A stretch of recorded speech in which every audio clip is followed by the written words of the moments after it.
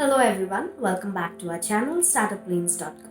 I am Namrata and I am conducting a series of interviews with the CEOs and founders of several innovative startups in India. In today's interview, I'll be talking with Sri Kumar Rajamasanam, the Managing Director and CEO of SkillLens. While working as a HR for more than 10 years, Sri Kumar Raja understood that there's a lack of skill sets amongst the students coming from rural and semi-urban areas. So what did he do next? He started SkillLens, a technology-enabled skill-building platform where one can learn and upgrade their skills.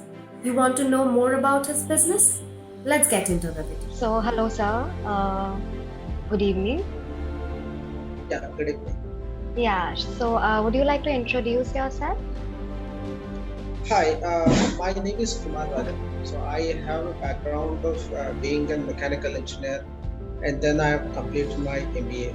So I had a decade, 10 plus years of experience into HR, so where I was involved into recruitment and also training. Basically, my training was involved in training the fresh engineering graduates. So after 2019, I had a thought of starting a company on my own. So then this idea of startup called SkillLens came into picture.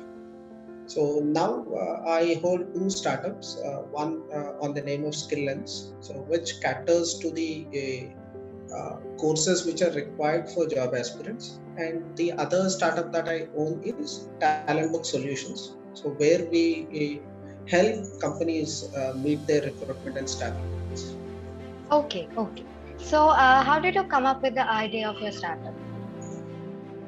Yeah, as I told, when I was involved in the process of recruiting fresh engineering graduates for companies, I had an opportunity to meet a number of freshers.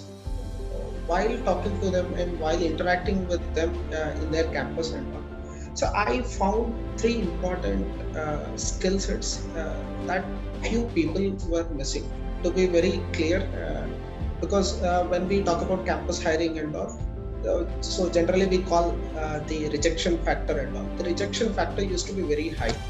So, and when we talk about the rejection factor, in colleges which are in the rural areas, the factor used to be very high.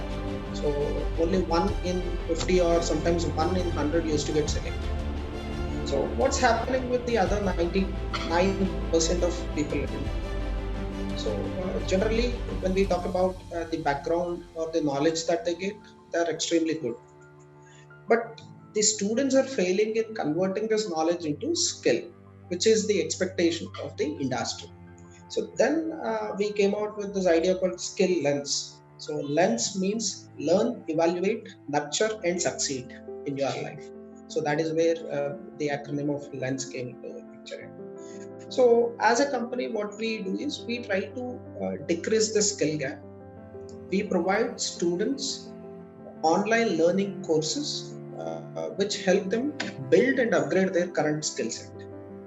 And if you ask me, because there are n number of companies which are in the edtech space and all, so to be very unique, and because I also come from a rural background and all, so I thought the price has to be more attractive, or the price has to be very affordable for the students. So then we came out this concept of just offering our courses at 1 rupee per day. That means any course which the subscriber opts, he will be offered our course at just 1 rupee per day. So we offer our courses where 6 months course is offered at just 120 rupees, and 1 year subscription is just 360 rupees. Okay, that sounds great. So, I'd like to ask you that how difficult was it during the early stage of your company's growth? See, first very important thing, as you know, this edtech space has become more competitive in nature, and we always had a big giant which is occupying this edtech space. You know the name Byju's, and so obviously when we tell people that we have come out with a product into edtech, definitely people will start comparing. And as a company, we do not have so much of resources to create a brand for ourselves. So even today, even after a journey of 1+ years and all, so we are just creating or trying to create a brand for ourselves. And this brand is only created only when our subscribers get advantage and when they see success out of the product that we are offering. Okay. So So that while was the early. yeah. So like while developing your product, could you identify a gap in the market that you would like to explain? Yes. See, when we thought about coming out with this online learning courses and all, so I spoke with, because I come from the background of HR and I have connects with HR in various industries and companies and all. I have come out with a list of 50 HRs who are working with different companies, different domains. So I understood what is their entry level resource requirement. So if there is a company called ABC, what is the hiring intent of that company when it comes to the fresher level?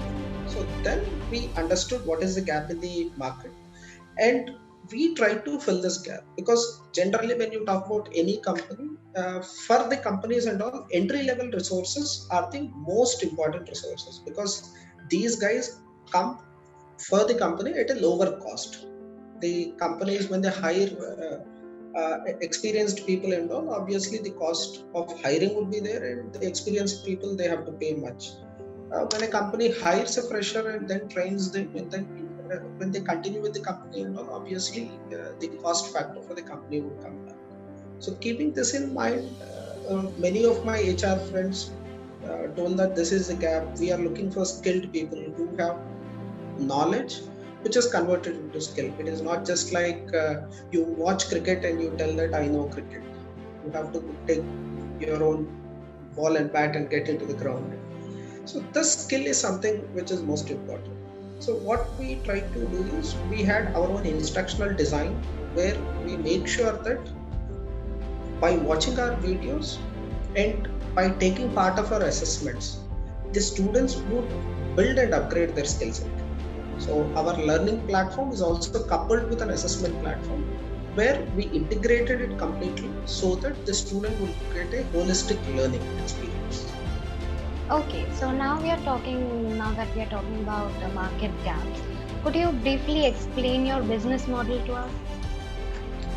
Our business model is very simple, because end of the day, when you talk about the entry level job aspiration for the students and all across the country, every year we get around 2.5 crore people who are coming into the market across the country, and they are all looking for jobs.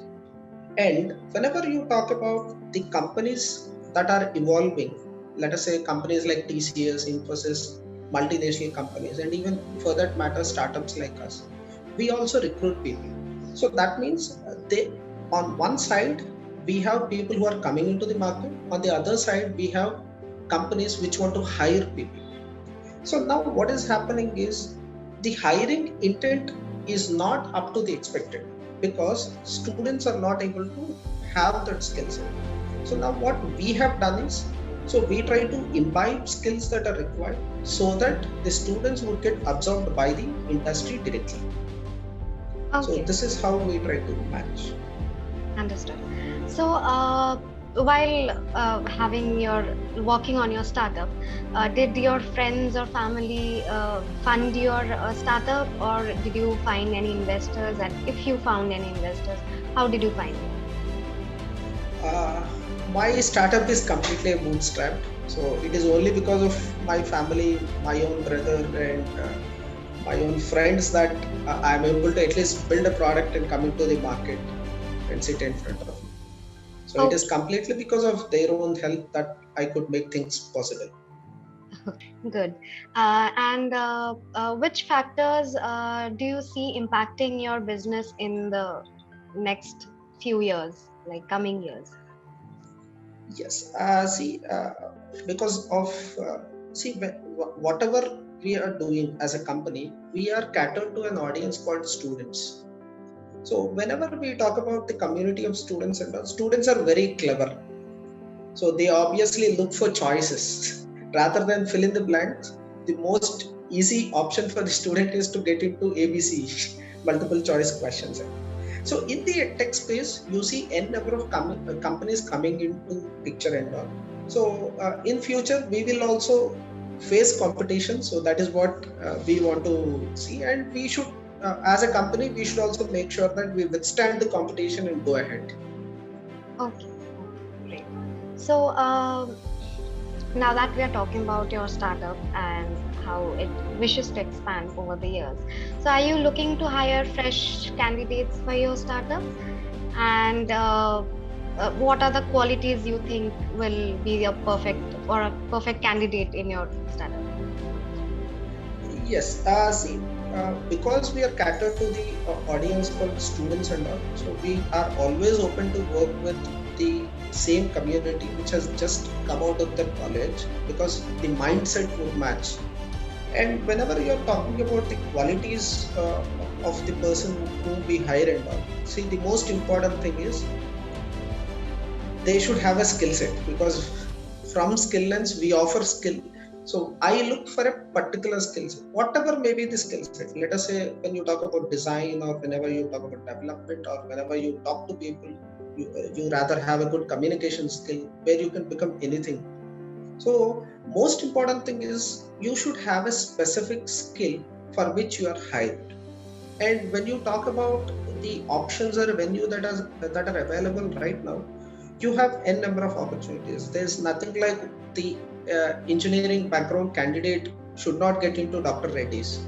Even Dr. Reddy's hires engineers, and they have their own important features or important skill set that is required. So the most important thing is whatever may be your background, you should have a skill set. Based on the skill set, you will definitely get a job, whether it is Skillens or any other company for that matter. True, agree. And what, according to you, is like the good features or qualities of a leader? Leader. So at this point of time, I may not be the right person, because I had a very small journey. But however, there are few things which I wanted to learn and which I have tried to learn in this small journey. See, the most important thing is as a leader, because the name itself means that there are other people who are looking at you. So as a leader, you should have an approach of future. So you should see the future before others were able to see. You should have that vision. You should have that forecasting. Unless and until you are focused, unless and until you are able to see something different which others were not able to see, we cannot become a leader. Okay. So, since you are the CEO of your company, what do you think is the best and worst part of being a CEO? So best part, as you told, so it becomes easy for the title that I carry, CEO, to make new connections. Because when we talk about being in business or running a company and all, the most important thing is to have contacts and networking. So networking becomes more easy, and you become accessible to the top-notch people of every company. So this is the best thing that I felt. And as you told, worst things, it also happens, because people always try to look at you on a higher note. So they think that whatever you say, that will happen, and whatever you think as a CEO, that should happen. So it's not like that. So sometimes we fail, sometimes I fail in delivering things, and that might sometimes pull back the expectations of the team which is connected with me and all, and they might feel low. But however, things will happen. So as I told, this is sometimes the worst part. Okay.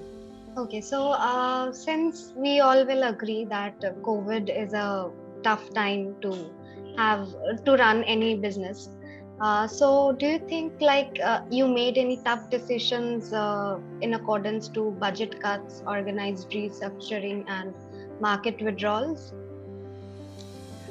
So because we have a limited line of products, so market withdrawal did not come into picture. But however, we had some issues of infra because being a small company, a very small startup, micro company and all.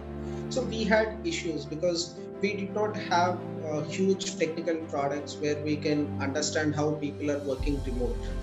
So people started working remote and it has become difficult for people to coordinate because being a small company and where we are connected with limited amount of time before COVID had hit us. So there has been some gap between employees, between each and every employee. So because each and every employee should have that connection, professional connection, which will give more or which will result in more productivity. So there are some productivity based issues and all. But however, in terms of product withdrawal, we do not have anything of that, and budget constraints because small company we do not have big budgets, so there's no something like budget kind. Okay.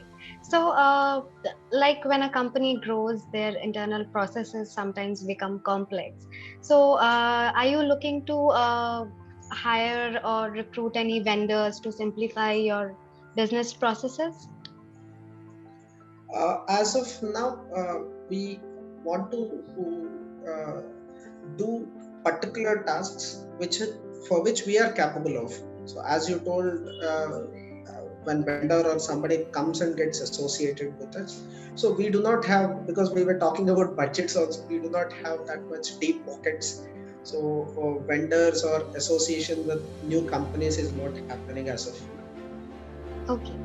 So, what are your long-term and short-term goals for your startup?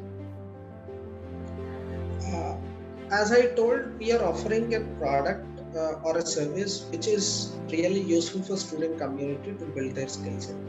So as I told, every year there are around 2.5 crore people who are coming out of their graduation or post graduation and all. So we want to cater to the maximum audience of the country. The most important thing is we are most affordable product that is available across the nation in the edtech space. But however, the most important thing, some companies offer for free. We do not offer anything for free. We only offer at a most affordable price. Yeah, as you told, our long-term vision is to have at least 1 lakh subscribers onto our platform in the next 3 years. Okay, okay. So that that concludes our session today.